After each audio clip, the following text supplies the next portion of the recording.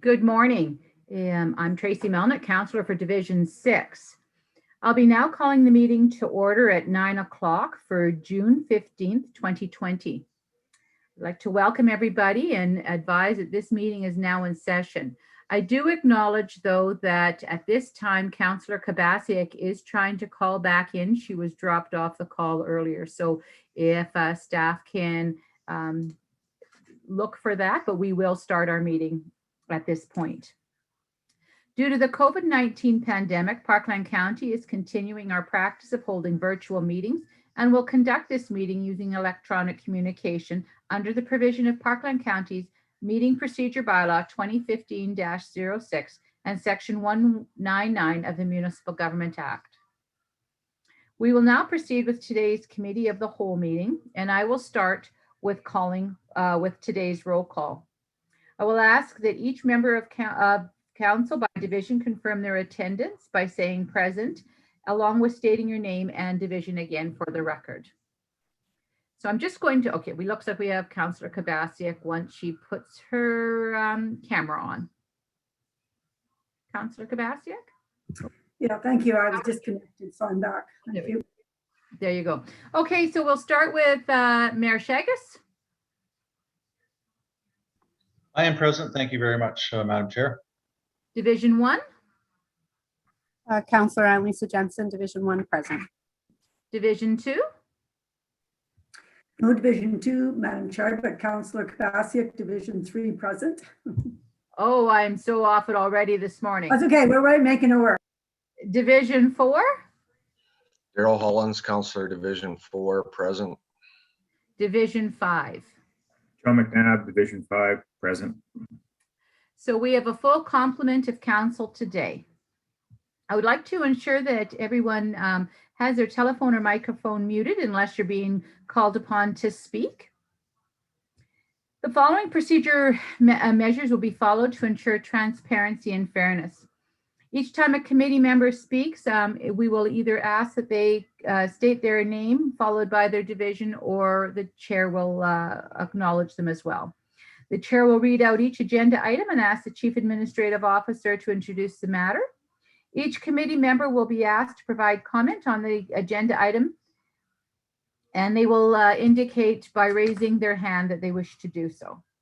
Once each committee member has spoken, the chair will ask if anyone has any further comment, and should there be additional comments, we'll go back to all committee members once again to see if there is anything further that they would like to speak on. After each motion, all committee, in order of division, will state our name, divisions, and will vote either in for or against. And the chair will declare the motion carried or failed. On today's agenda, the following items are: item 4.1, the adoption of April 20th, 2021 Committee of the Whole meeting minutes. Item 5.1, a 9:15 public input. 5.2, a 10 a.m. Parkland County Library Board update. Item B1, Project Unite update. Item B2, Wabaman Policies rescindment presentation. Item C1, the Q1 2021 financial update. Item E1, COVID-19 update, 2021 election. Item 8.1, Rural Municipalities of Alberta Contact Newsletter. And 8.2, Federation of Canadian Municipalities update. I'll now ask, in order of division, if there's any additions or deletions from the committee for today's agenda, starting with Division 1. No additions or deletions, Madam Chair. Thank you. Division 3. Nothing, thank you. Division 4. Nothing, thank you. Division 5. Nothing for me, thank you. Mayor Shagas. Nothing for me, thanks, Madam Chair. And I have no additions or deletions as well. So we will go to ask administration if there's any additions or deletions from today's agenda. Thank you, Madam Chair. No additions or deletions from administration today. Then at this point, may I have a motion to adopt the agenda as presented? Madam Chair, as Division 5 Councillor John McNabb, I'll make the motion to adopt the agenda as presented. Thank you. We'll now ask the question. All those in favor? And that is carried. So on today's consent agenda, we have items 4.1, adoption of the May 4th, 2021 Committee of the Whole meeting minutes, item 8.1, Rural Municipalities of Alberta Contact Newsletter, and item 8.2, Federation of Canadian Municipalities update. Is there any additions or deletions to the consent agenda? Seeing none, I'll now ask for a motion to adopt the consent agenda as presented.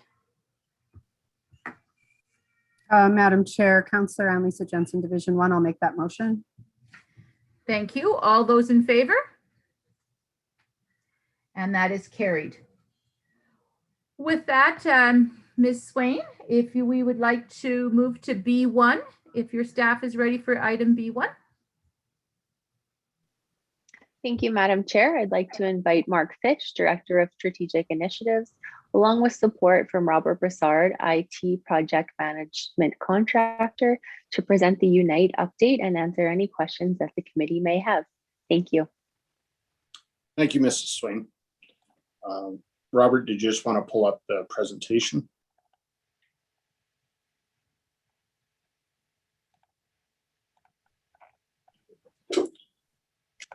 Thank you. We're very pleased today to go through the Unite program and give an update. We'll be working on updating most of the major projects, which is the planning and development modernization, Office 365 rollout, as well as the Bellamy retirement. Next slide, please. This is a roadmap that everybody's been working on, and we're starting to knock some items off on this, as well as add a few to keep this program moving along.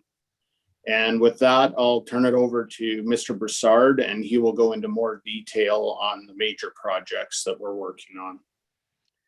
Thank you, Mr. Fitch. I'll start with the planning development project that you already mentioned. You can see in the upper right-hand corner, we're starting this project, and at this point, our scope, our schedule, and budget are green. This project will take roughly 10 to 12 months to implement, and we're looking to have a go live by May 2022. Just by way of background and refreshing everyone on the call, this has to do with automating around 3,000 applications and permits that are processed annually and done largely through manual processes.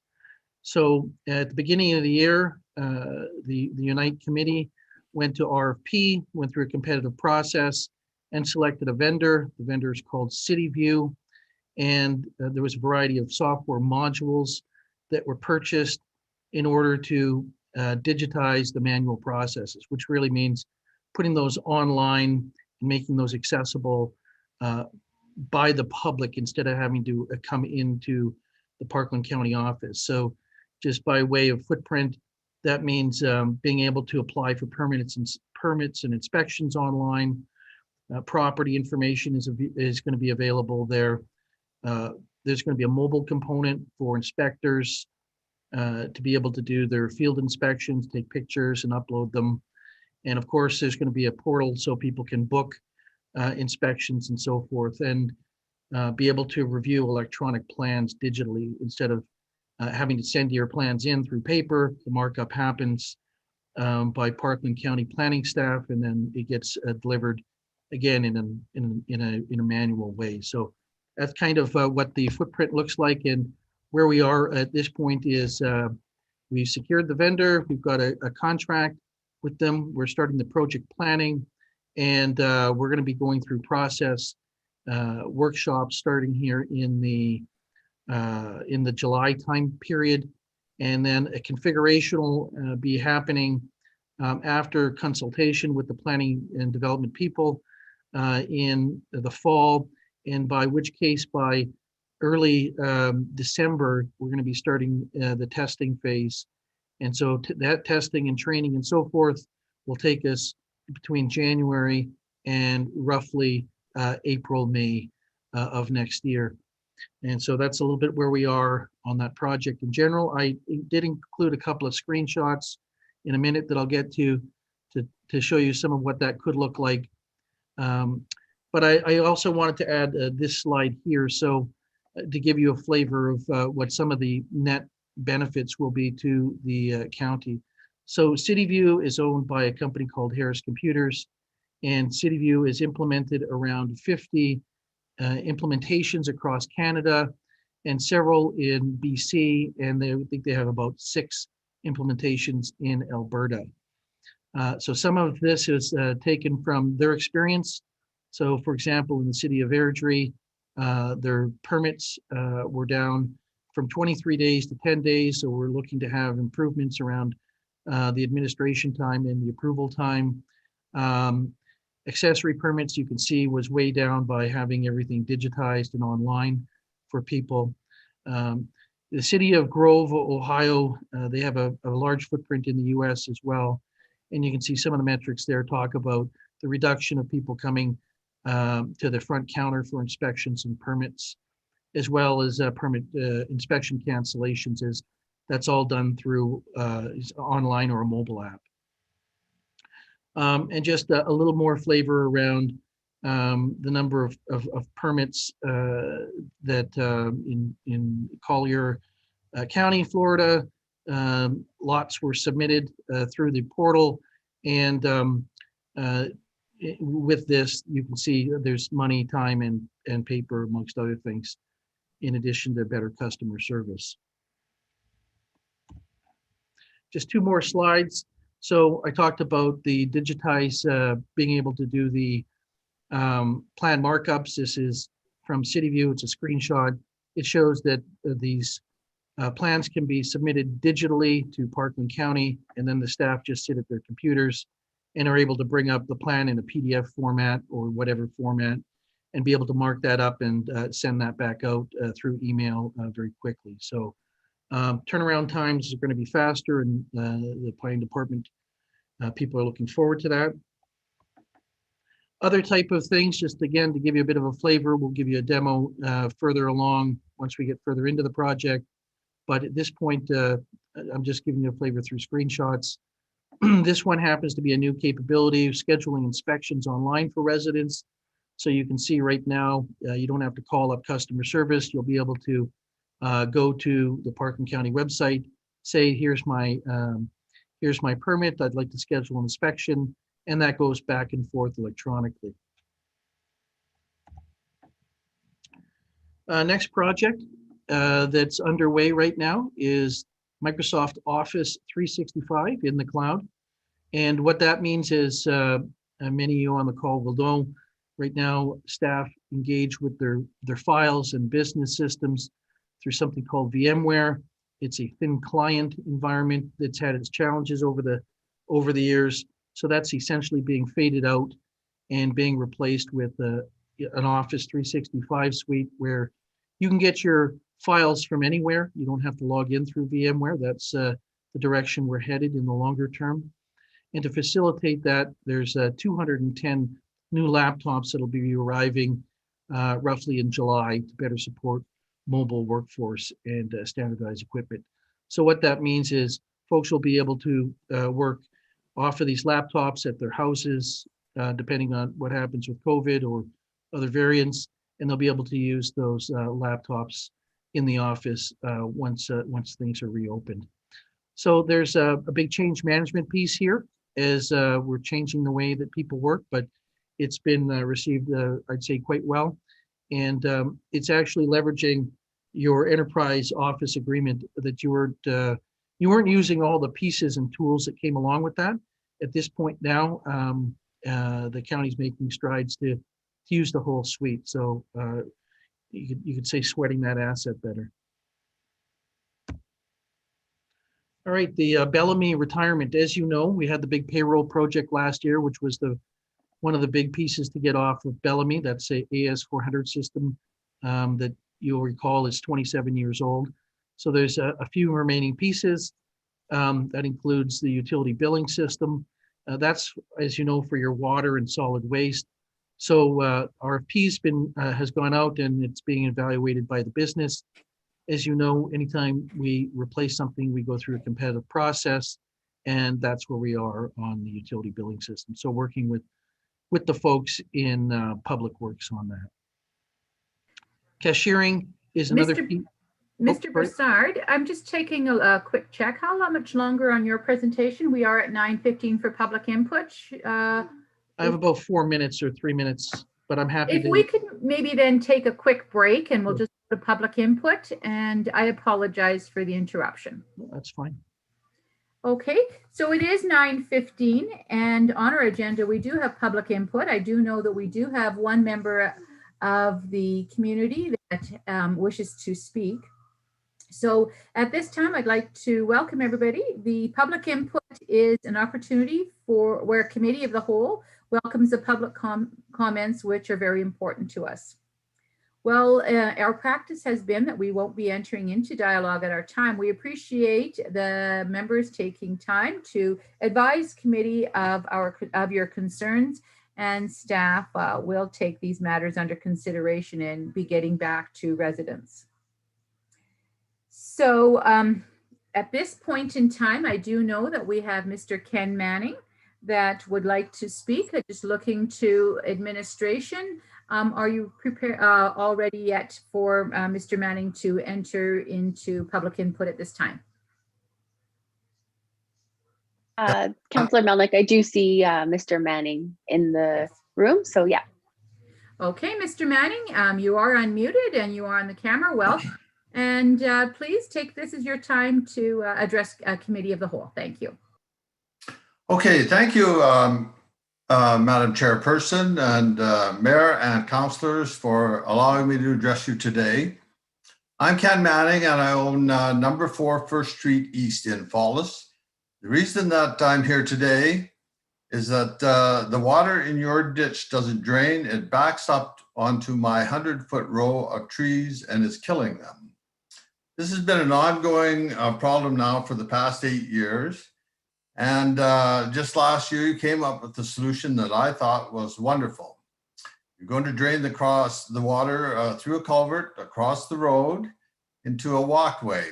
A gentle swale was going to be built in the walkway. And at the end of the walkway is a utility corridor, and 50 feet down that corridor is a culvert. The problem is if you put a swale in the utility corridor, there is one septic tank that needs to be pumped down that corridor, and the truck that drives down there may destroy the swale. I talked to your engineer, and they decided to take a shortcut across Lot 11. And I asked your engineer if the people at Lot 11 would sign the easement. She said that they would. I thought that was strange. However, I bit my tongue. In the 11th hour, they decided not to sign the easement. County engineers were mad, so they canceled that part of the project because they were not getting any cooperation from the residents.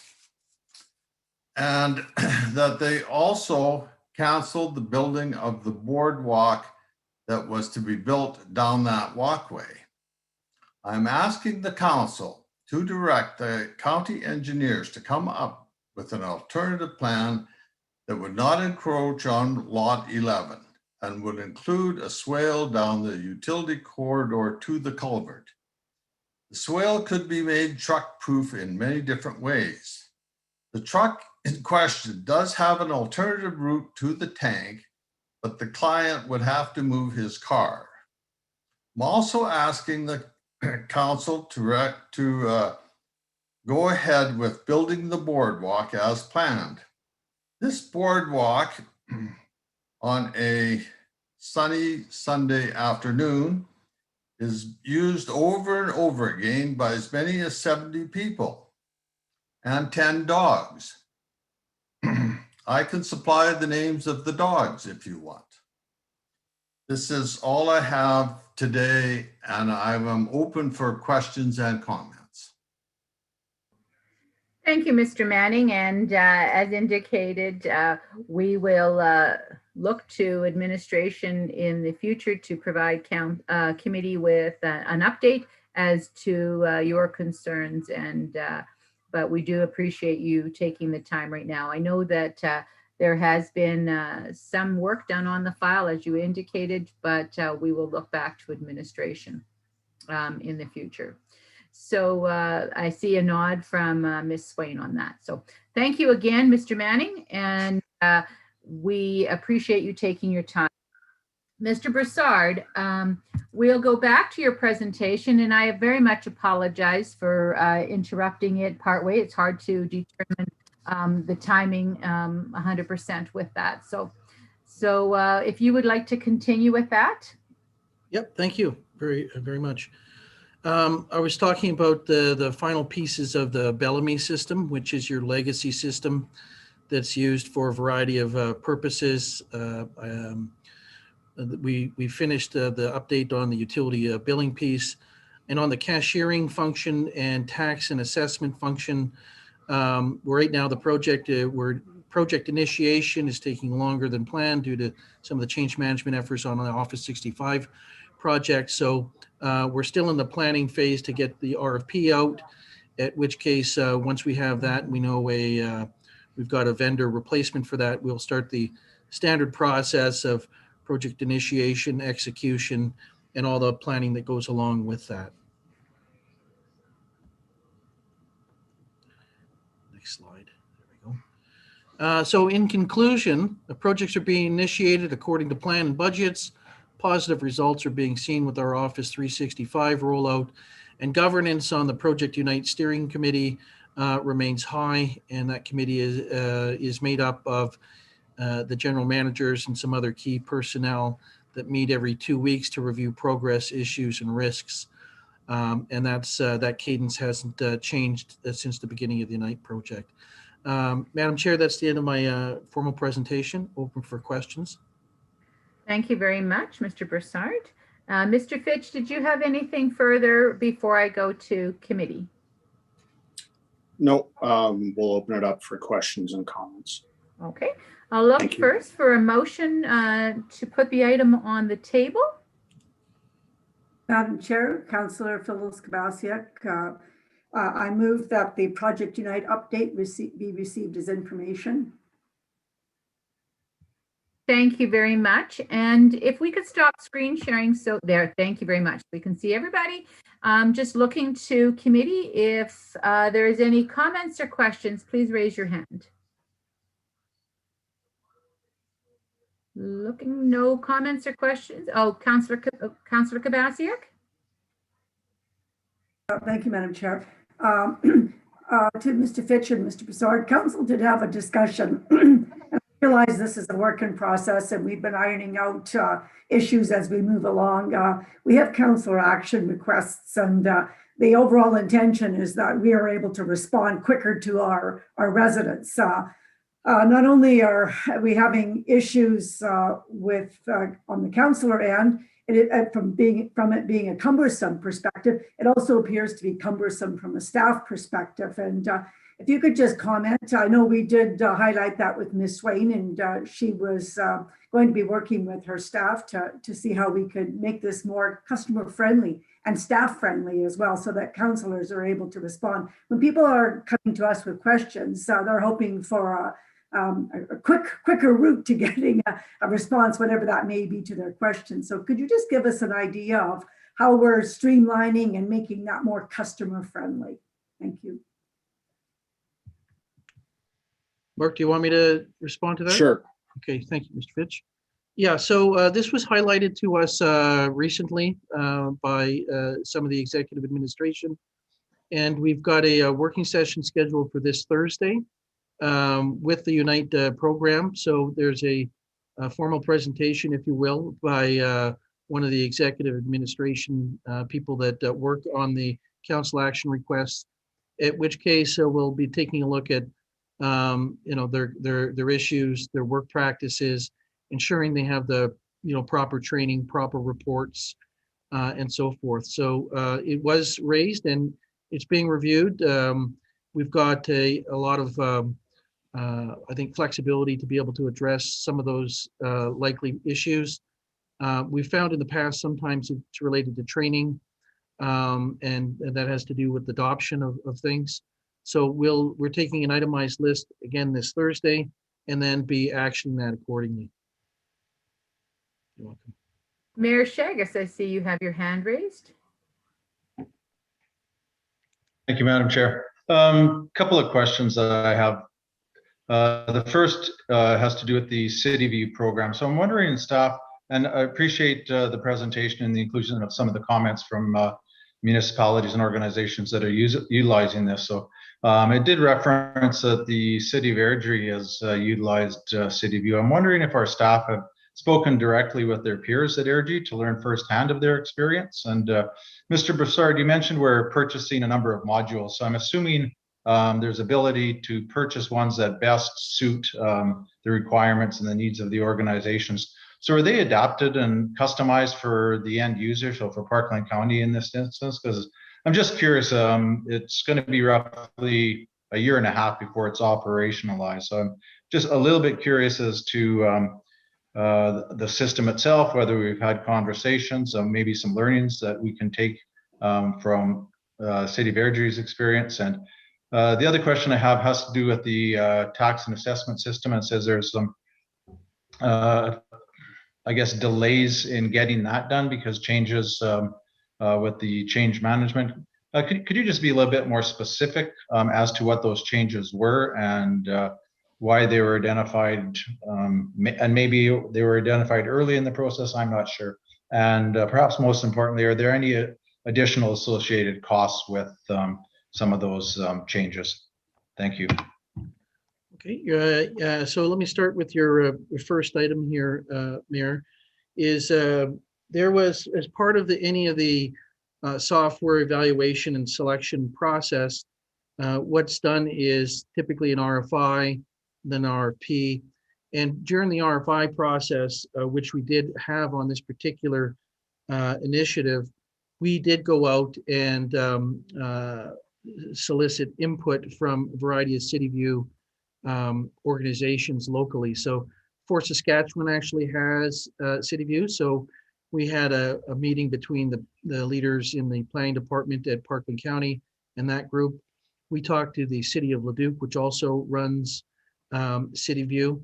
And then we ended up talking with Airdrie, and the last one was Rocky View County. So there was a lot of work that went into making sure they were happy with the product. It was localized to Alberta and Canada to their liking, and any learnings as well. So we had a standard agenda when we met with those different organizations that already had it, and so we reached out to the local community, i.e. the Alberta market, if you will. The next question I think you had, Mayor, was the number of modules. You're quite right. There are several additional modules that the vendor offers in addition to the ones we purchased. So we didn't purchase everything. We purchased the modules that the county was interested in. So I don't have a laundry list of all the other modules, but they had some around enforcement and some other things. So some of that we didn't pick off. As it relates to customizing it, as a matter of fact, the first part of the process is to understand what reports are generated today, what work processes. So during the July through September period, there'll be workshops working with long-term planning, permits, safety codes, and so forth, and to understand their work practices and making sure that all of the items they're doing today are going to be captured and configured properly. So any of these software programs, there is always work to configure them, which is a way of tailoring them, tailoring the drop-down boxes, tailoring the workflows, tailoring the automated reports that get generated to meet the needs. So those workshops up front identify that. And then in the fall, there's something called conference room pilots, which are scheduled in our project plan, which essentially provide the configuration back to the planning and development staff. And they're able to tailor or make changes to that original configuration. So that tailoring process and validation process will happen between October and December. And then again, once we get into January, we're really more into user acceptance testing to make sure it's configured properly, that all the workflows are working fine, and so forth. So that has to do with the customization piece. The next question I think you had was related to the tax and assessment. Really, it was an organizational capacity issue. So there was nothing that from a cost perspective that changed. It was just getting the RFP out, and so just getting the tax and assessment people in the workshops to create the RFP, and getting the procurement people to review it and so forth. So, and then there was some capacity on the side of the Unite management team, i.e. Mark and I in particular, as we were rolling on Office 365. It's actually a pretty substantial change management project there. So we moved, for example, we're retiring all your G Drive files off of the G Drive. I don't want to get too specific, but we're putting those into the cloud. You've bought and paid for cloud storage in your enterprise Office 365 license agreement. So we're trying to leverage all of those features. So just the change management on helping people move to the online world. Everyone learns at a different pace, and so we've found that a little more than originally planned. Thank you very much. I do have one question. I know that this Project Unite is a long-term vision, but excuse me, are we on time? And what is the anticipated end date for this project? Yep.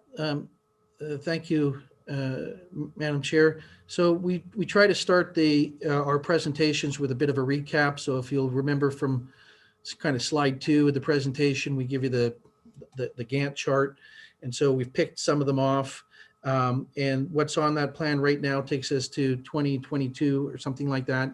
And then we'll update that plan accordingly. But at this point, what we are sharing with you is what we published in late 2018, 2019, and we're working to pick off each one of those items. Okay, thank you with that. Look to committee. Any further questions?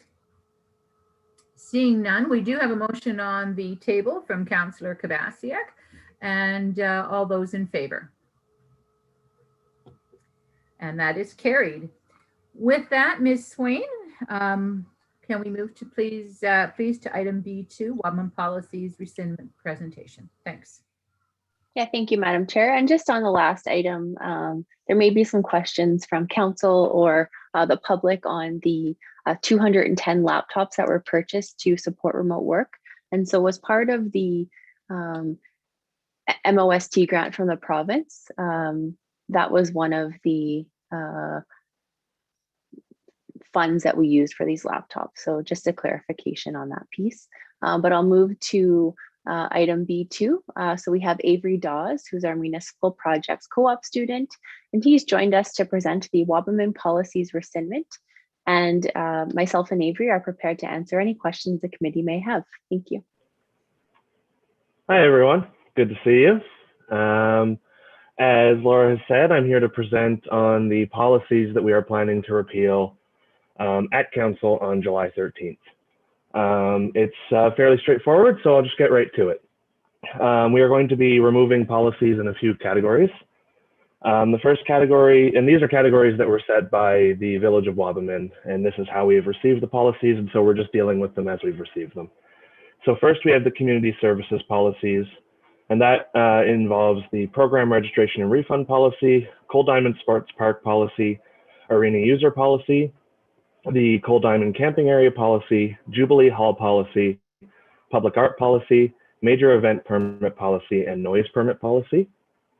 We are also planning to repeal the general administration policies. This includes memberships and contributions policy, cash procedures, purchases and expenditures, purchase orders, census, insurance, banking and investment services, record retention, freedom of information and privacy protection, budgeting and capital plans, financial statements and auditing services, disposal of surplus goods, and the tangible capital assets policy.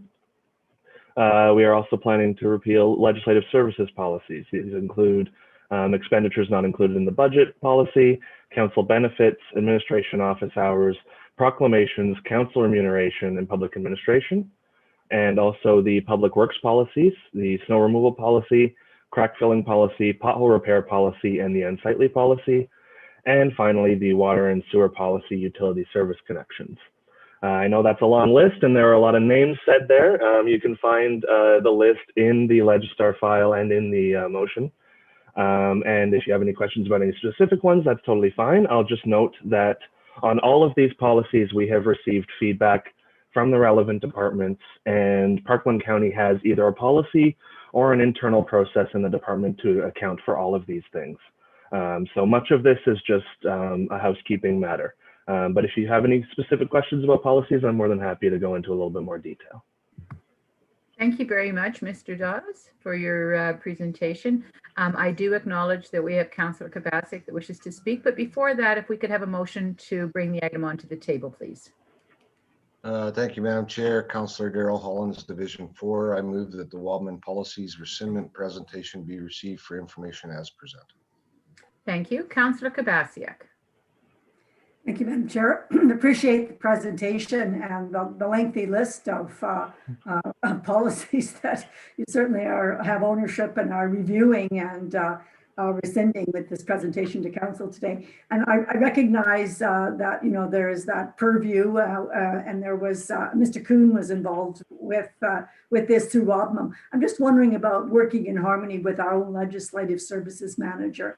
Is there a crossover? Is there a discussion group where our legislative services manager is involved in this as well? Or will that take place later? So we have been in conversation with our legislative services with Barb and Cheryl.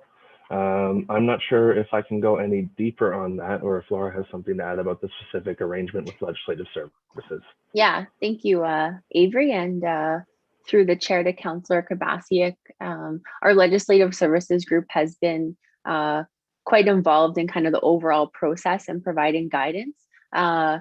Since our legislative services group is quite busy right now preparing for the municipal election and with some other projects that they're working on, Avery is taking the lead in some of the policy review and really leaning on our legislative services group more for that subject matter expertise and process work. But some of the more administrative and more in-depth analysis is what Avery is focusing on. Thank you very much. Looking to committee, any further comments or questions for Mr. Dawes?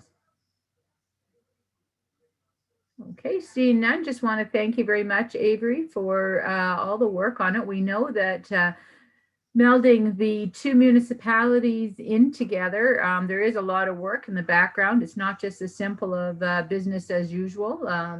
You know, while we try to keep business as usual, there's a lot of work in the background to happen.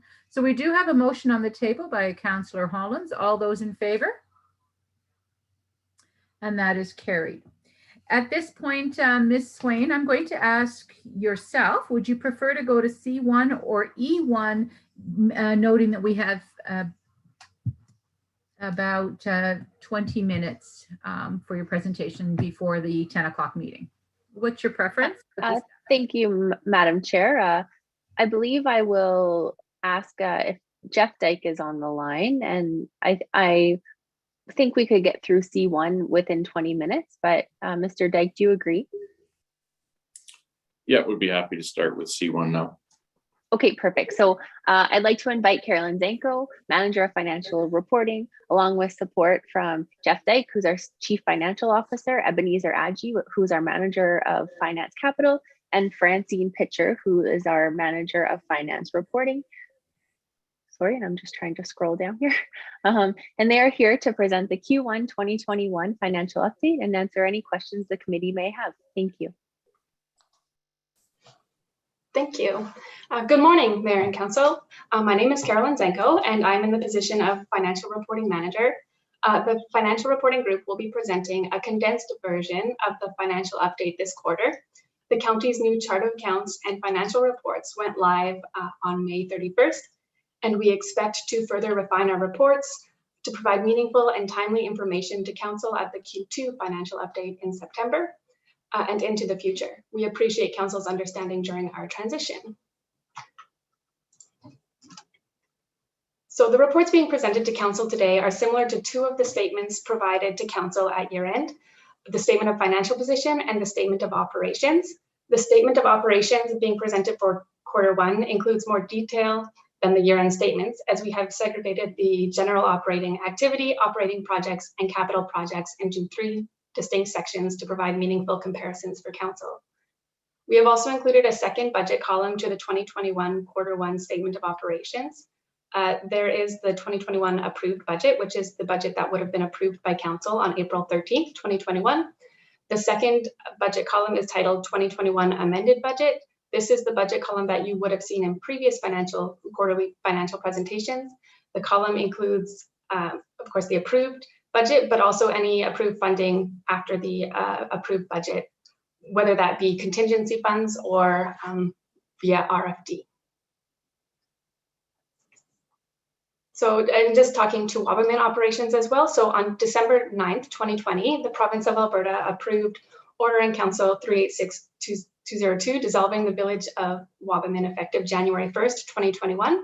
The village's assets, liabilities, and accumulated surplus, as at December 31st, 2020, were transferred to the county effective January 1st, 2021. These balances have been included in the county's 2020 comparison column on the statement of financial position that you have been provided, and are also included in the 2021 opening balances. The summarized impact is indicated on this slide for the opening balances. And then Wabamun operations are also reflected in the statement of operations in 2021. And I'm going to pass to Francine Pitcher. Thank you, Carolyn. Good morning, Madam Chair, Mr. Mayor, and members of council. This slide provides a holistic view of the operating revenues and expenditures from the statement of operations for the Q1 period. Budget to actuals for operating revenues are on budget at 24.56%, as are the operating expenditures at 24.83%. Next slide, please. This slide provides the operating revenue detail by object. Overall operating revenues are on budget. Some items to note include special taxes are at 13% spend, mainly attributed to the aggregate levy, as the revenue is lower at the beginning of the year due to decreased hauling activity in the spring and winter months. Revenue is expected to increase in Q3 and Q4 of 2021. Licenses and permits are at 52% spend. This was for 1.2 million in industrial commercial building permit revenue was collected from Project Slingshot in Q1.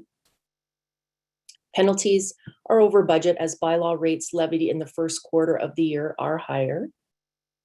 Transfers from liability have no actuals in Q1 as activity on pit development and reclamation, as well as environmental liability work, is expected to commence later in 2021. Next slide, please. This slide provides the operating expenditures detailed by object. Overall, the operating expenditures are on budget. Items to note include transfers to governments, agencies, and organizations is higher in Q1 as many of our larger annual cost share payments are transacted in Q1 of each year. Loss on disposals is higher in Q1 as 6 of the 7 units disposed of in this period did record a loss. Debenture payments is lower in Q1 as only 2 payments of the 18 scheduled for 2021 were scheduled to be paid during the Q1 period. And transfers to restricted surplus are at 32% spend in Q1 in correlation to the 7 fleet units that were disposed of, and a transfer of 80% of the permit revenue from Project Slingshot. Next slide, please. This slide is the operating project expenditures. The operating project expenditure budget for Q1 2021 is $7,075,600. As at March 31st, the organization was 14.53% spent. Project activity will increase in Q2 and details will be presented to council in September with the Q2 financials. Next slide, please. The capital project expenditures can be seen on this slide. Overall, Q1 is the budget is $60,355,236. And as at March 31st, the organization was 10.89% spent. Project activity will increase in Q2, and details will be presented to council in September with the Q2 financials.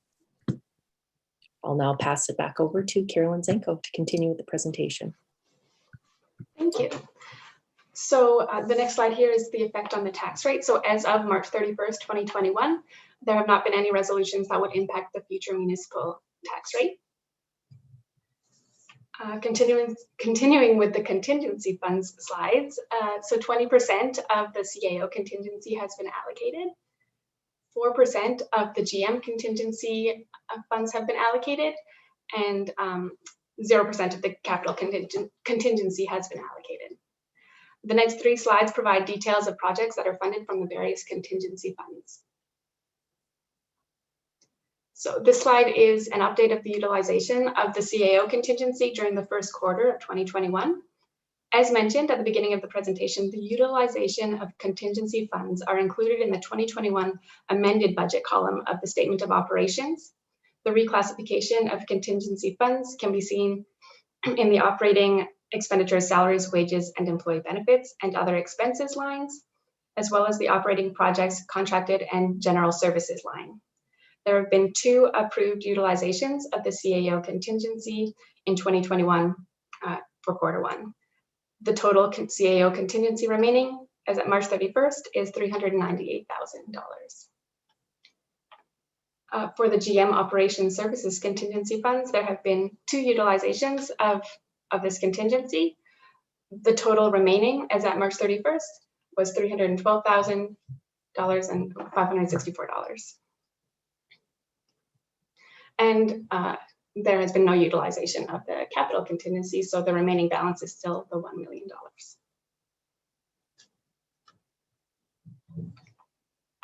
Cash and cash equivalents, accounts receivable, and investments have all remained consistent since December 2020. A small decrease is expected in cash and investments as taxation cash flow is going to be set to increase in Q2 once the taxation starts coming in. County debt decreased slightly due to approximately $125,000 in debt payments in the first quarter. These payments were consistent with the county's Alberta Treasury debenture payment schedule. As well, I should note that the Village of Wabamun did not transfer any debt at dissolution. Tangible capital assets decreased by 0.17, or increased, sorry, which is the net impact of the capital purchases and contributions of $6.6 million, net disposals of $1.5 million, and $4.1 million of amortization for the first quarter. Wabamun tangible capital assets equaling $14 million are included in the shown balance. The last slide of the financial presentation is for net financial assets, which is a key indicator for financial sustainability. The net financial assets show the county's ability to maintain and provide services and meet financial commitments. There has been a slight increase compared with the 2020 final net financial assets, but it is expected to decrease as the county uses restricted surplus to build tangible capital assets throughout the year. And that concludes our presentation. We are happy to answer any questions that council may have. Thank you very much. And looking to committee, if we can have a motion put on the table before we enter into dialogue. Madam Chair, it's Mayor Shagus, and I'll put forward the motion that the March 31st, 2021 financial statements be received for information as presented. Thank you. And looking to committee, any comments or questions based on the financials that were presented? Looking to committee, Mayor Shagus.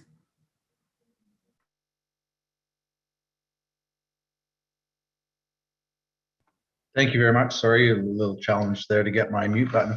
So just a question. It was mentioned that these are condensed financial statements, but as part of our move towards priority-based budget and our commitment to allow our residents an opportunity to make comment on our expenditures throughout for the next calendar year. Mr. Dyke or Ms. Swain, can you just comment on how that process will be incorporated as far as ensuring there's adequate information for our residents to become engaged and part of that process, please?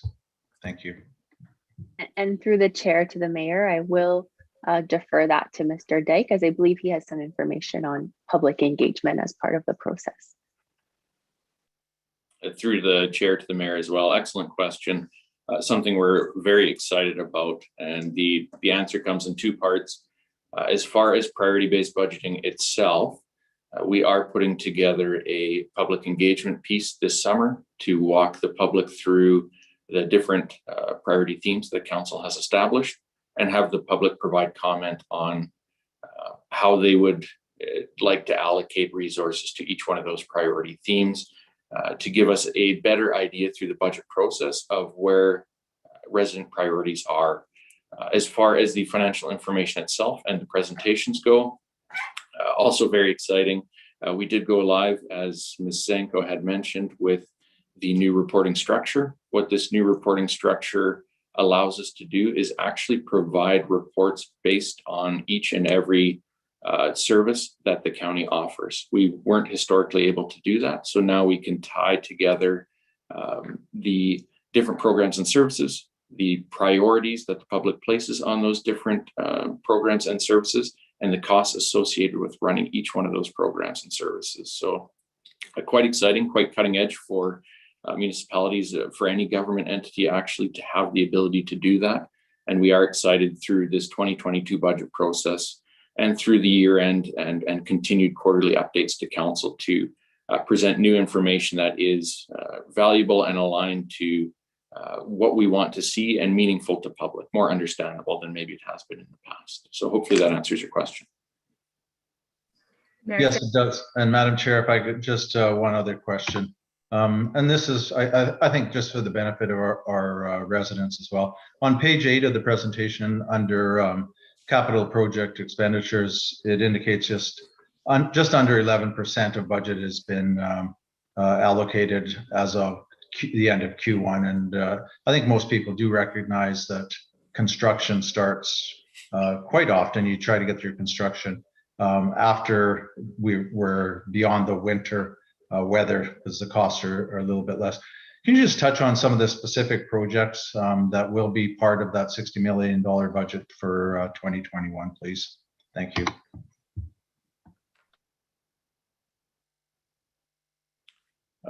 Thank you, Mr. Mayor. I will defer that question to Mr. Ajay to go through some of the key projects that we'll be going through this year on the capital front.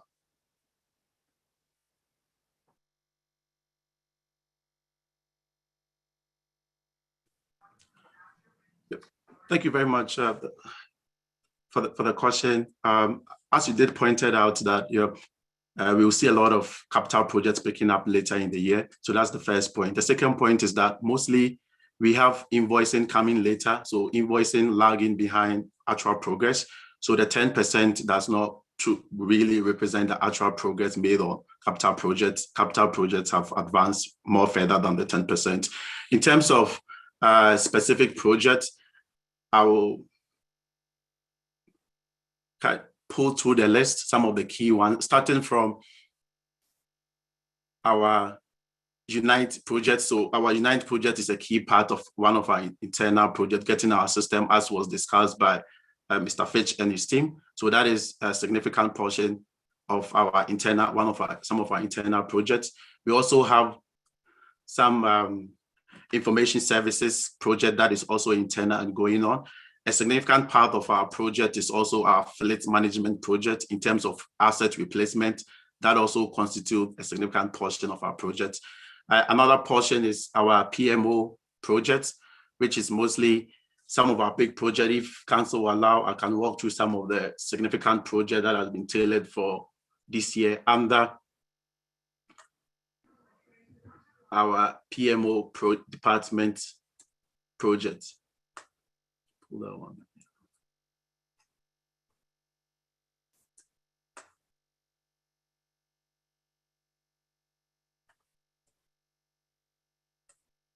So some of the key projects under the PMO department is our West Central Fire Hall, which is currently ongoing. We have our End Whistle Pool and Community Hub, which has been substantially completed, but there are still minor work that is currently going on.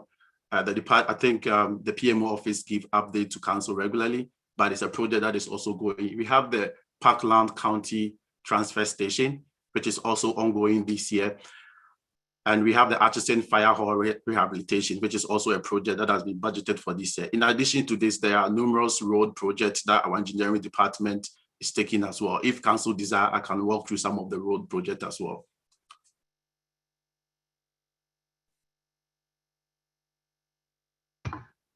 No, the road projects won't be necessary. Thank you for that presentation. Thank you all to all the staff who were included on this. Much appreciated.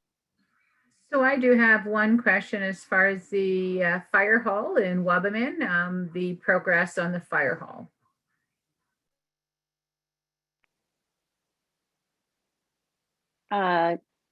Councillor, I guess Councillor Malik, you are the chair. So to the chair, is Mr. Fitch still on the line?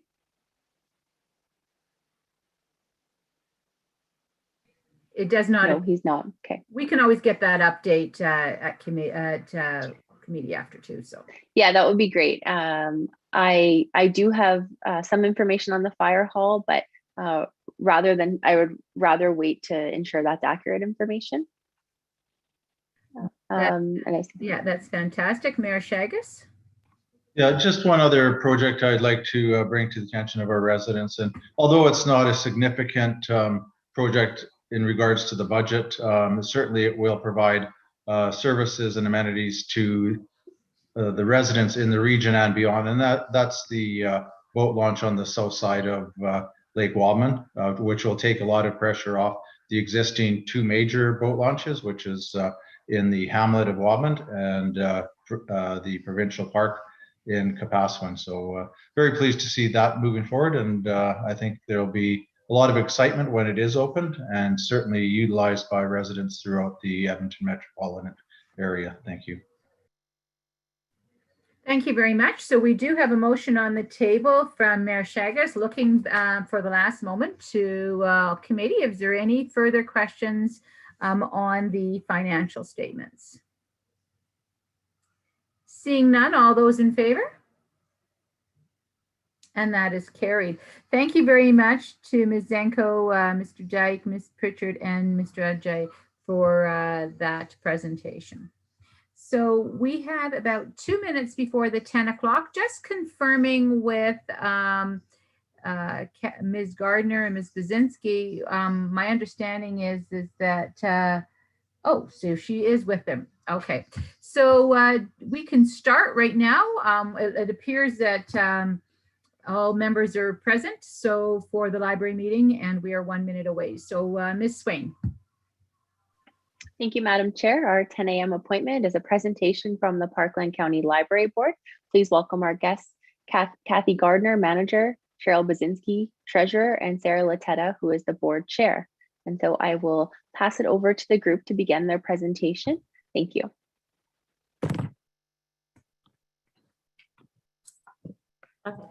Thank you very much. And if you guys want to start, Kathy and Sarah. Sure, and we can share our screen for the presentation. Yes, please.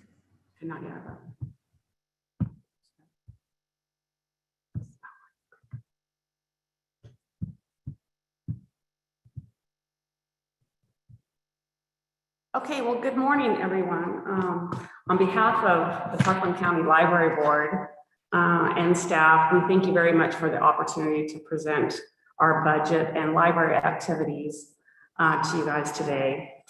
Despite the curveballs thrown our way this year, the library's actually had a very successful year, possibly one of our most successful, in as that we started the year with 4 libraries, 3 of them in schools. And we ended the year with 5 libraries and only 2 in schools. So definitely some progressive growth that way that we are excited about. We rose to the challenges of this year and met them head on with some creativity and imagination. We were able to consistently serve the residents of Parkland County. I'm going to have Kathy talk about the details of the year, and then Cheryl will address the budgets. And then I'm going to wrap things up with a few thoughts and with our vision for the upcoming year. So over to you, Kathy. Thank you. Hi, everyone. I'm Kathy Gardner, the Director of Parkland County Libraries. And thank you for having us here today to speak on the library activities that happened in 2020. So I'd just like to first start by introducing our library team. Here they are here. I'd like to thank, of course, each one of them for their hard work that they do in making the libraries run efficiently, and certainly their dedication and commitment to libraries and to their communities and beyond their communities. So yes, we welcome the Wabamun Public Library this January 2021. And as Sarah mentioned, we started 2020 with 4 libraries, and now 3 of them being housed in schools. And now a year later, we have 5 libraries with only 2 in the schools. So certainly having more libraries outside of the school system enable us to reach a broader spectrum of Parkland County's population. And we're already seeing that actually at the Entwistle Public Library. So we opened the new Entwistle Public Library on November 2nd, 2020. And we're already seeing more seniors and more males coming to the library and getting new memberships. So we've had conversations with people indicating that they never knew that the Entwistle Public Library existed.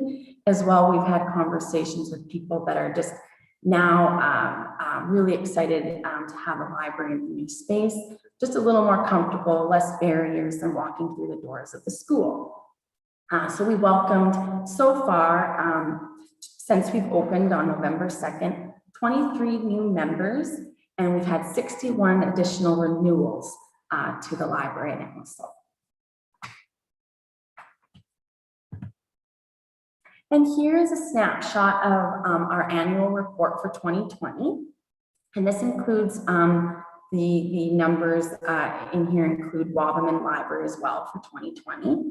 If you'd like more information on each library specifically, or more details about any of the stats that are presented, I can certainly do that at a later time or provide an email to you at a later time. But right now, I just want to highlight a few points that our libraries lent out about 14,000 items, and this is across the province.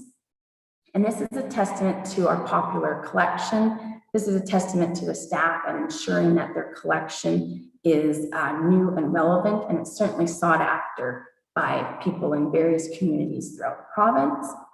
Our programming numbers that you see include take-home kits, virtual programs, and in-person counts. Outreach programs include walking book clubs, mental health initiatives, and daycare visits that we did to the Paul First Nation between January and March of 2020.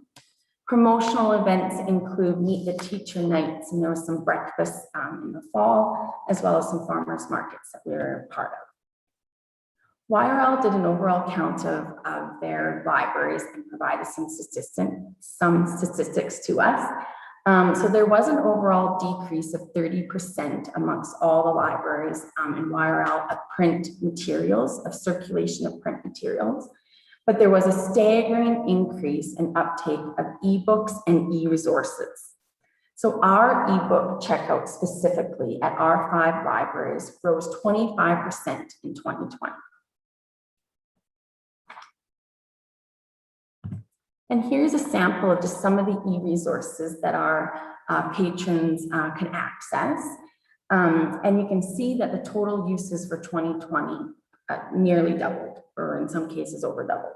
In some cases, we can assume that COVID, would have been certainly the result of people accessing these resources, but certainly our librarians were always available to help them access through it.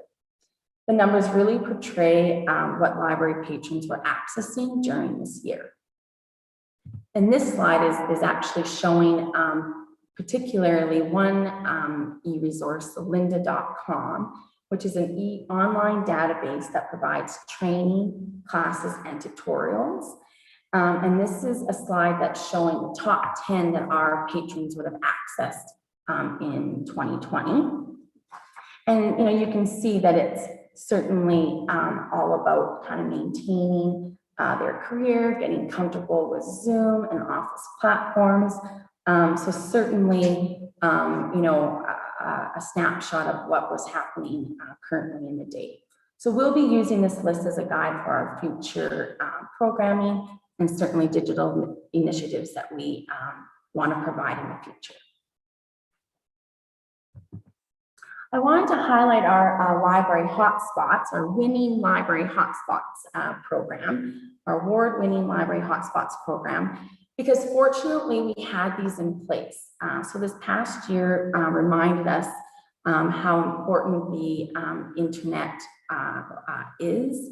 And we've had our hotspots program in place now for 4 years. We paved the way for libraries across Alberta and beyond to start up their own lending program. I received many requests from other libraries throughout the province and to other provinces in helping them start a similar lending program. I had a nice thank you note from the Thompson Nickel Regional District in Kamloops, BC, for information that I provided to them on starting a hotspots program in their community. Our library hotspots had a total of 79 checkouts in 2020, but more importantly, they were on loan to community organizations like the Tri-Community Adult and Literacy Association, Adult Learning and Literacy Association, to their identified clients in need, as well as to our digital literacy instructor, so she could provide some virtual programs. And our digital literacy instructor held over 90 sessions in 2020, including classes, one-on-one appointments via Zoom, over the phone, or in-person instruction. And this is with the Digital Literacy Exchange Program federal grant. We are in our final fiscal year of this federal funding, but we were invited to consult on our experience with this program to help in future funding for this program. We were happy to share our experiences, how the classes have impacted our community, and the people interviewing us were happy to hear how impactful our digital literacy programs are, and certainly of how we were able to adapt to the changes of 2020. So we even shared how our instructor assisted in booking online vaccination appointments for residents, and just how impactful and certainly relevant to what's happening today. We should know in the fall the future of this program and the results of the consulting interviews that happened. So our libraries never did close, as Sarah kind of started us off with. And I think the next few slides will demonstrate this, and certainly demonstrate how we improvised our programming and services so that we could continue to connect with patrons, provide them with their information and entertainment needs. Our staff adapted their workflow to adhere to restrictions, sanitizing materials, quarantining books, and ensuring safety for everyone. That was our utmost priority. They had almost 5,000 curbside pickups. The staff really thrived at adapting to community needs and were very vigilant in ensuring as best as possible that no vulnerable demographics fell through the cracks. Through some coordinated efforts with local organizations, And certainly our team of staff, we pushed forward and we set ourselves apart within the library industry. And often we are held up as an example because of our innovative and creative approaches. So these next few slides are some examples of some programs that we offered in 2020 and continuing to offer today. So we did Take and Make kits, supporting mental health using ideas from the web forum Health Happens in Libraries. Take and Make kits for adults and teens. Our Popular Inventors Club program. We made over 108 of these kits since January of this year. So keep in mind that with all of our kits, these aren't just handed out or they're not just giveaways.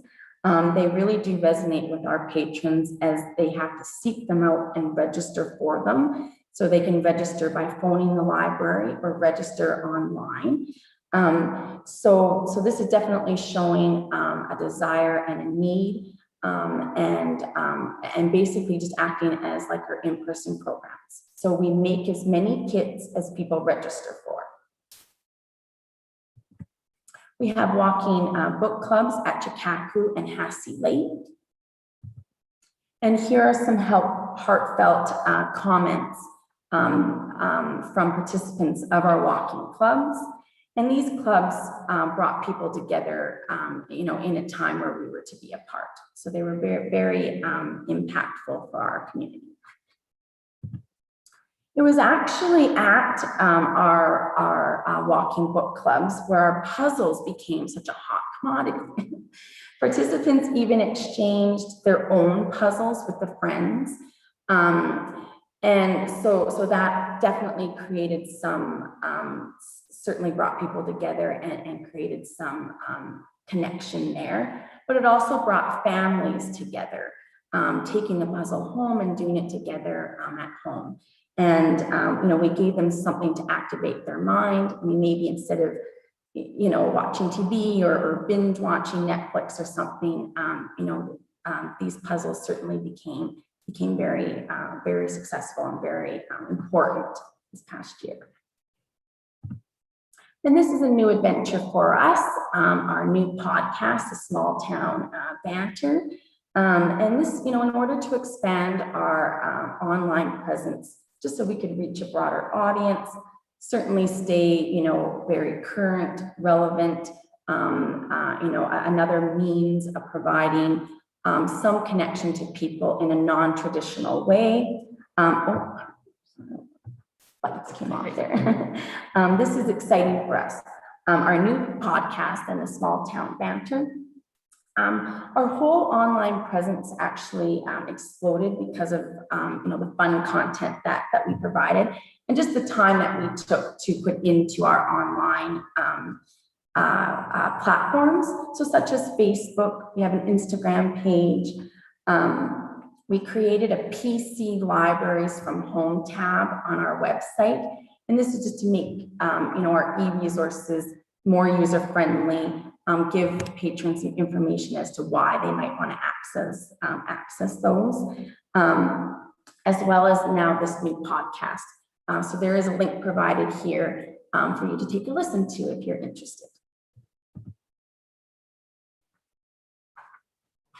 And in our continued efforts for barrier-free access to books, and certainly to expand our initiatives and some services to areas throughout all of Parkland County, we added 4 new little libraries throughout the county. And certainly this is our way of, just hoping to get more books into the hands of people in a more conveniently way. We continue to do outreach activities. Here we are at the new Paul First Nations School, where we were invited to start a brand new little community library there. And this is very heartwarming for all of our staff here, as we donated our non-weeded nonfiction books to the Fiwago Orphanage in Kenya. Once the package arrived, we received a thank you email with these wonderful photos attached. Of course, weeding in libraries is a very normal, regular occurrence. And so, we were just so happy, of course, to be able to offer our nonfiction educational materials to children in need.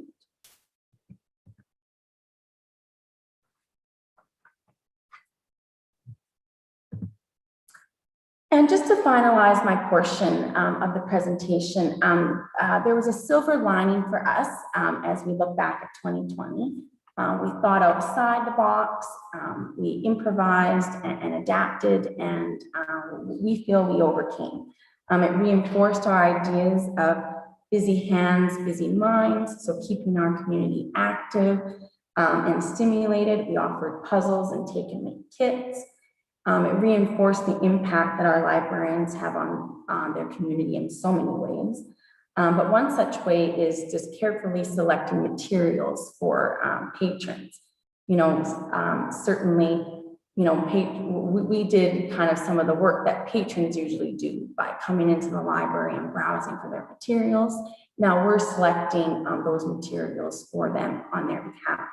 And really, there is no greater gift than giving the gift of a book, and it certainly provides connections to our between our library staff and to their patrons. The libraries were a creative force. Certainly, a lot of what we adapted to last year, we will continue to offer, and this is just basically based on community feedback that we've received. And so we have more avenues open for us for people to access us than really we ever did, even when our doors were physically open. So we are more than just a building. So that concludes my portion of the presentation, and now I'll hand it over to Cheryl to speak about the budget.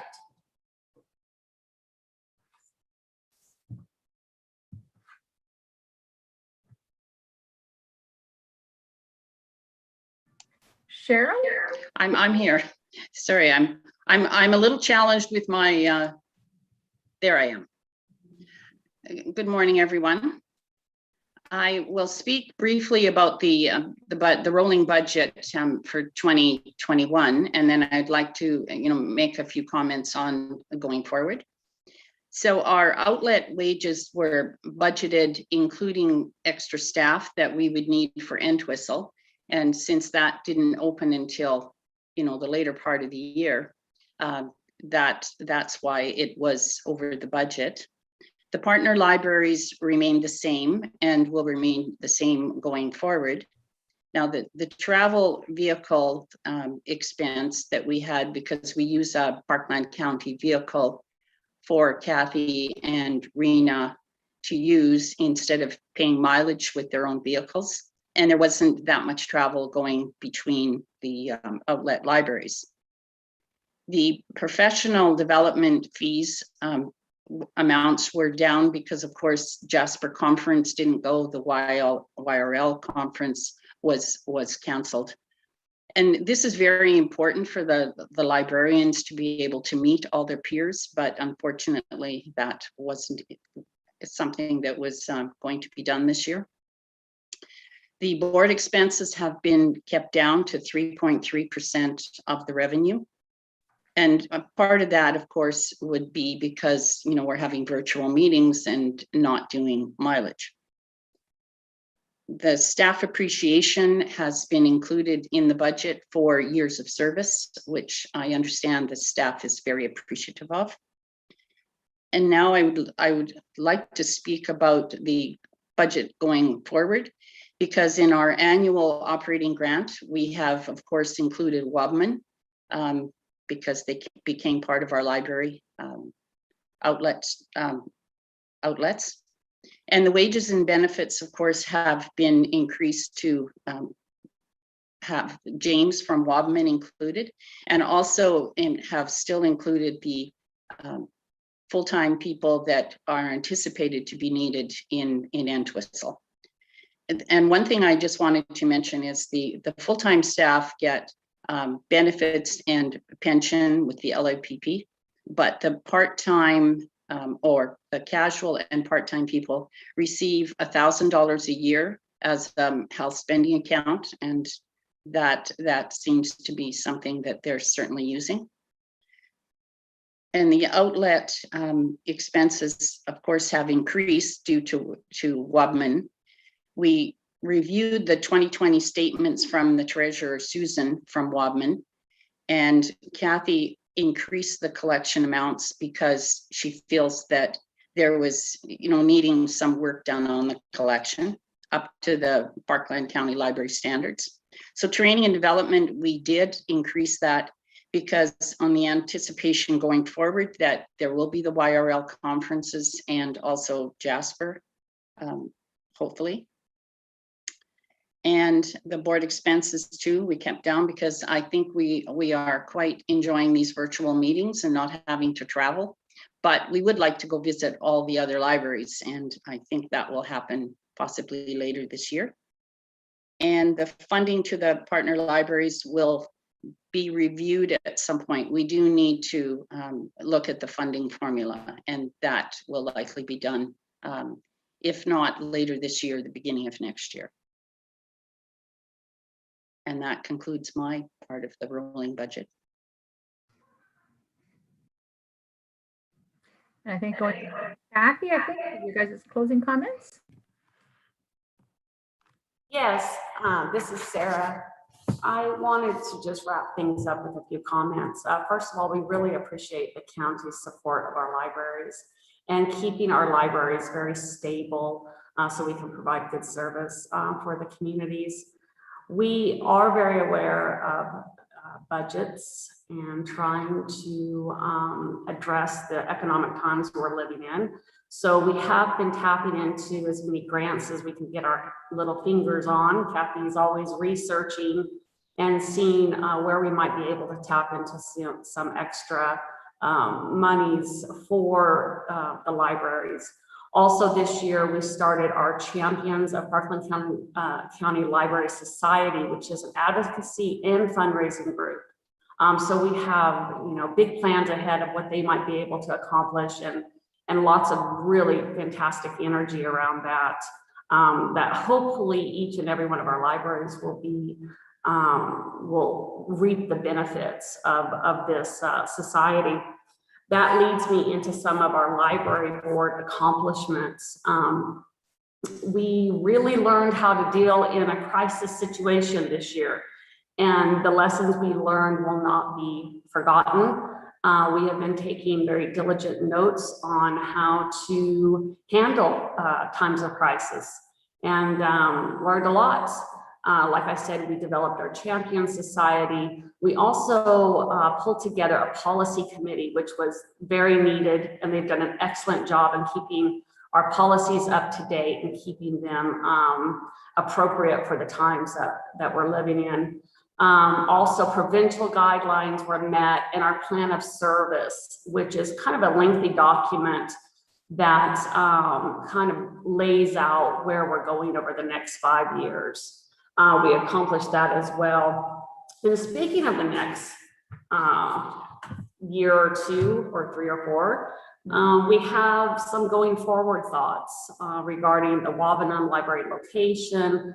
We're always also looking to keep our relationship with our libraries that are in schools, keep that relationship strong, working for both parties, but at the same time trying to eliminate barriers that might come up to the community, making them feel welcome, even though it isn't a school. And that's actually been going very, very, very well. And I can see where the future looks bright, even for our libraries that are in the schools. One of the great things about this year was the technology advancement, not just for ourselves, but for our community members, because people really started to understand, unless I start using technology, I'm going to be left out of what the library can offer.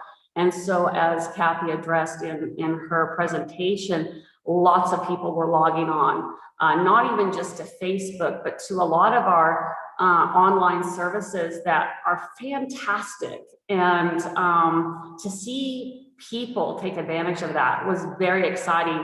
And we plan on keeping that message going forward, that you don't need to be left behind. We're here to help, and we're going to get you on, whether it's newspapers or books online or learning how to do your taxes or whatever it might be. We can help you in that way.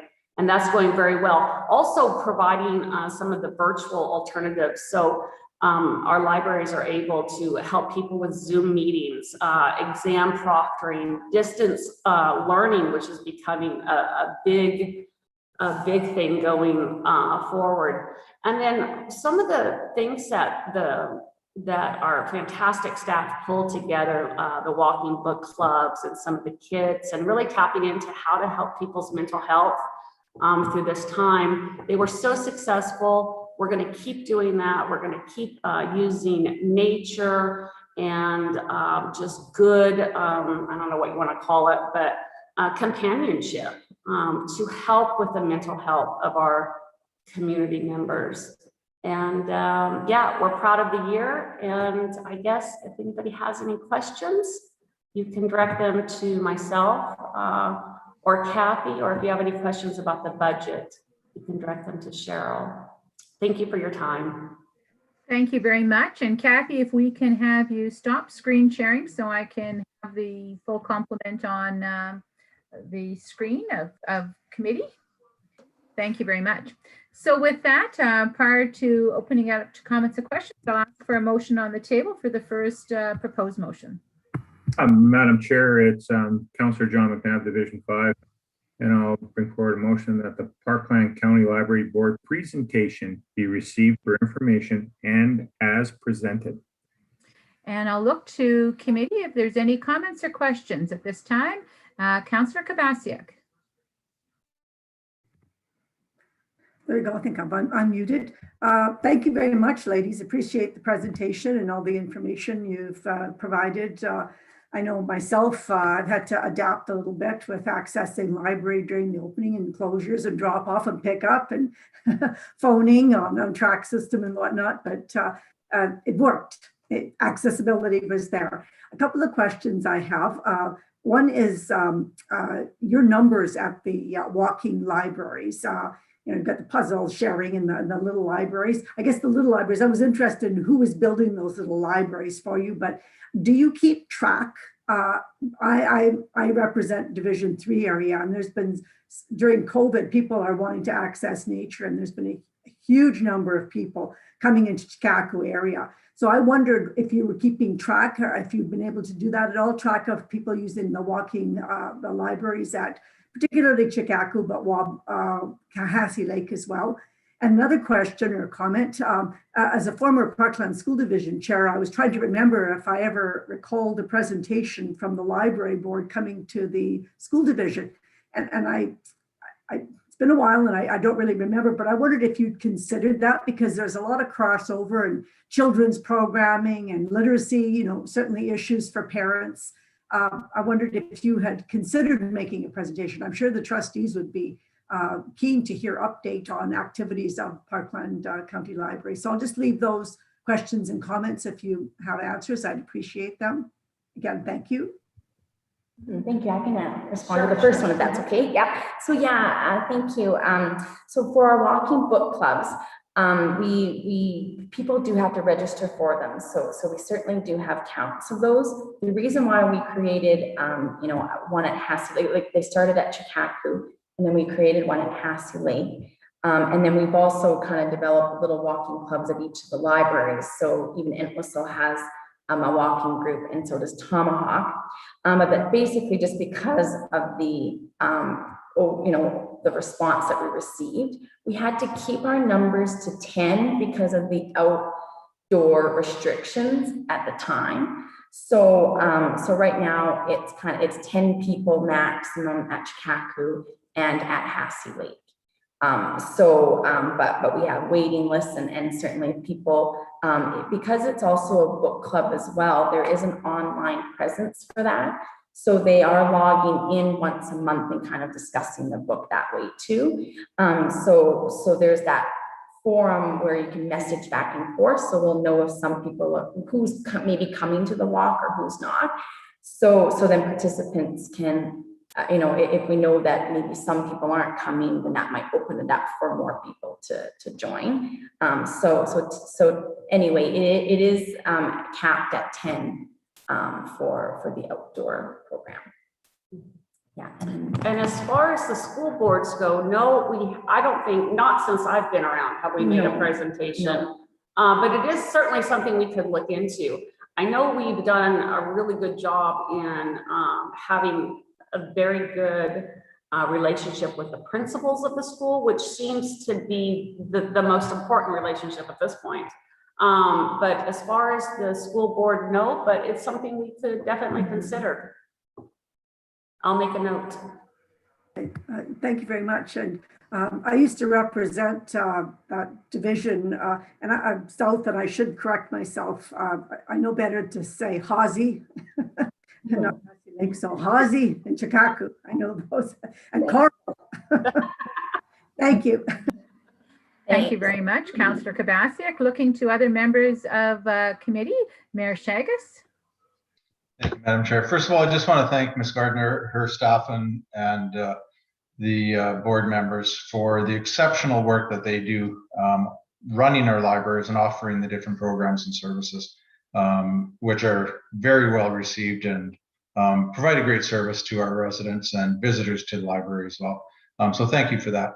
Just one question on the financial statements. It did show, and it's a fairly insignificant amount, but it did show a decrease in the insurance for 2021 by about half. I think it was down to around 1,200 from roughly 2,400. Then it jumps back to the historic level. I'm just curious why there's that drop when we're bringing on Entwistle and Wadman in 2021. Thank you. Yes, I will address that.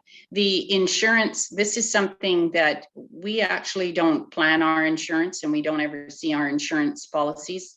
This is done through Parkland County Finance Department. So that would be something that I would have to contact them and see if they could forward me on the information as to why it changed. Thank you, sir. Looking to other committee members, any comments or questions? So seeing none at this time, I'm going to have a few comments. I just wanted to speak a little bit about, as you can see through the presentation, libraries are so much more than books. It's important for the board that our libraries are felt within the communities outside of the four walls. It's really, really, we really wanted to make sure that all Parkland County residents, while we contribute funds to other in-house libraries, we wanted them to feel the presence of our Parkland County Library and the great work that our staff does. So I think that it's starting to see that with the different walking clubs, with the little library books, and really welcome. And I'm sure any other suggestions that any committee members may have to other ways that we can reach into your communities that we currently aren't serving with a physical structure. I'm not going to I'm going to make sure that we don't leave the meeting today without us putting a plug in on behalf of the board that, of course, our short-term vision is to bring Wadman Library out of the basement into a more accessible space. So every opportunity I get, I'm going to always push that out there. I think we have great opportunity, and they are so looking forward to coming out of the basement. And I just wanted to make one comment about the conferences. And I know that's often a touchy subject about attending conferences, but often Parkland County is actually asked to make presentations at the different conferences. And I think that's a testament to their quality of the great work that they are doing. So those are the few comments I wanted to make. I'm sure many of you also too, one of the other very touchy subjects often is what happens to the weeded books. So as you can see, the staff takes great care in making sure that the weeded books are not thrown into a garbage bin. They went, well, they became out of circulation basically for our libraries. They were in very, very good shape. They are going to the orphanage. They're going to Paul Band. They go to our little library outlets. So that is how they make sure that the collection stays very, very relevant. Also, I just wanted to end with appreciating the fact that now that we have Councillor McNabb on the board as well, we are having some additional perspectives being brought to the table, and look forward to that continued relationship as well. So again, looking for any further comments. We do have a motion on the table by Councillor McNabb. Is there any further comments or questions? Seeing none, those in favor, please raise your hand. Thank you. So we do have a second motion. If I could ask a member of committee to put the second motion on the table, please. Sure, Madam Chair, Councillor Emily Jensen, Division 1, and I'll make the motion that Committee of the Whole direct administration to work with the Parkland County Library Board to submit a budget request for Council's consideration as part of the 2022 budget process.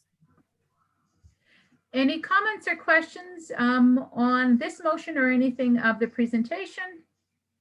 Seeing none, all those in favor? And that's carried. Thank you very much, Kathy, Cheryl, and Sarah, for presenting to us today. So with that, Ms. Swain, we'll go to item E1, the COVID-19 update 2021 election. Thanks. Thank you, Madam Chair. I'd like to invite Lauren Abig, Director of Strategic Services, along with support from Barb Williams, Manager of Legislative Services, to present the COVID-19 update for the 2021 election and answer any questions that the committee may have. Thank you. Thank you, Ms. Swain, and good morning, Madam Chair and Council. I'm here this morning to provide an update on the COVID-19 protocols we've developed for the October 2021 municipal election. Before I begin, I want to note that these plans and processes will shift in accordance with provincial requirements and direction. Our priority is simply to ensure a safe and secure election. So all voting stations will have signs reminding everyone present to adhere to Alberta Health Services guidelines. Due to the potential for additional procedures and precautions being undertaken this year, we anticipate initial access to the voting station could be slower than normal. To help manage this, we've increased the number of advanced voting days to 5, and we'll be encouraging electors to vote at non-traditional times to minimize waits. One-time use pens and ballot Sharpie markers have been ordered to avoid the need for shared pens by electors. Each elector will receive a regular pen and a Sharpie when they attend the registration table to receive their ballot. Should individual pens run out, there will be a complement of backup pens and supplies that can be sanitized if required.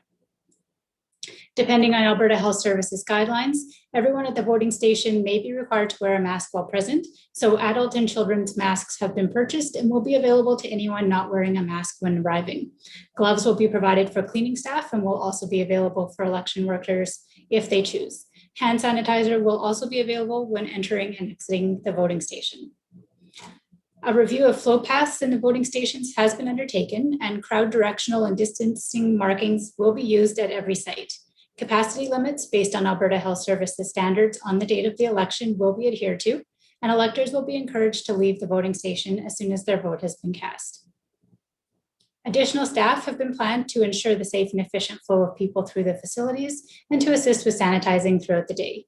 Greeters will ensure electors have their identification ready, direct them along the flow paths, and manage building capacity. Space for scrutineers will be available, though no seats will be provided. With respect to special ballots, Parkland County's election bylaw permits the use of special ballots by council resolution. At present, the Local Authorities Election Act only permits special ballots under 3 circumstances: physical disability, absence from the local jurisdiction, or for election staff. However, it is possible that the provincial government may issue a ministerial order expanding the circumstances in which a special ballot may be used. Over the coming months, we'll continue to monitor the situation, as well as what others in the region are doing with respect to special ballots. So as noted at the beginning of this presentation, we will continue to align our processes and requirements with Alberta Health Services direction. Should provincial requirements and public safety expectations ease prior to the election, Any extra masks, gloves, and cleaning supplies can be put to use by our fire and protective services and facilities departments. So beyond COVID safety measures, candidates and the public can access up-to-date information about the election on the Parkland County website, such as where and when to vote, running for municipal office, and other frequently asked questions. As usual, election results will be available online the evening of the election. So this concludes my presentation, and I welcome any questions regarding COVID-19 election safety. Thank you. Thanks, Ms. Abig. At this point, I'll ask a member of committee to put the motion on the table, please. Madam Chair, Councillor Phyllis Kabasic, Division 3. I'll put the motion on the table to accept the COVID update 2021 election update. Thank you very much. Any comments or questions of Ms. Abig? Mayor Shagas. Thank you. Just a question regarding the cost of this election. Certainly, Ms. Iberg talked about the additional expenditures already made, acquiring, the hand sanitizers, the masks, cleaning solutions. And there also may be, as the presentation had identified, there might be some referendum questions, the provincial Senate election. Do you know what the additional costs are, and are municipalities eligible, or will municipalities receive additional funding support from the provincial government for this October municipal election? Thank you. So through the chair to Mayor Shagas, yes, good question. So for the additional safety supplies that we've ordered for the COVID safety protocols, we did have some funding through the provincial government around COVID adjustments. So that the majority of those items have been funded through that source. In terms of the referendum and Senate items, those are items where we do receive reimbursement from the province on those items as well. So I don't have exact numbers in terms of the additional cost, but it's not expected to be a significant additional burden on the municipalities. So I don't know if Ms. Williams has anything to add on that particular cost item. Ms. No, Williams? I think I've covered it. Thank you. Thank you very much. Looking to committee, any further comments or questions in regards to Ms. Abig's presentation? And seeing none, we have a motion on the table by Councillor Kabasiak. All those in favor? And that is carried. At this point, I'd just like to acknowledge that we are at the end of our meeting, and want to thank all of those that came and presented today in one form or the other. It looks like we're in for a stormy day at this point, so we'll sign off, and we will attend our next meeting in a short time. So we'll wait for the call on that, Ms. Swain. So thank you very much, everybody, and have a wonderful day. Thanks.